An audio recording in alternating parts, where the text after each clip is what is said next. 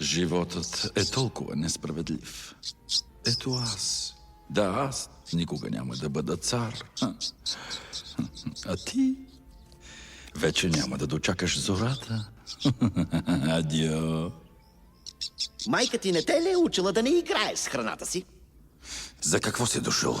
За да съобщя, че цар Муфаса идва насам. Тъй, че измисли извинение за отсъствието си от церемонията. Ето виж, Зазо, заради теб си изпуснах обяда. Ха! Ще останеш без много неща, скъпи приятелю. Царят е бесен като хипопотам с херния. Потръпвам от страх. Чакай, Скар. Не ме гледай така.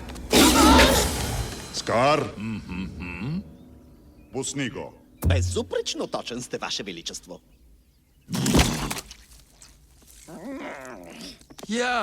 Моят голям брат е решил да слезе от високото и да се смеси с просто смъртните. Сараби и аз не те видяхме при представенето на Симба.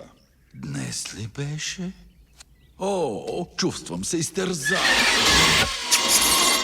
Пропуснал съм да си спомня. Да, но и най-слабата памет да имаш, ти си брат на царя. Би трябвало първи да го поздравиш.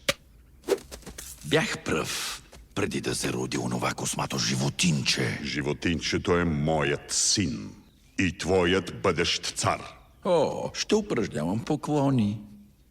Не ми обръщай гръб, Скар. Не, Муфаса.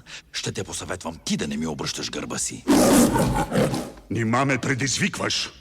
Овладей се. Дори и на сън не бих си го позволил. Жалко. И защо? Що се отнася до умствени заложби, аз съм получил лъвския пай. Но когато се действа с бруталност...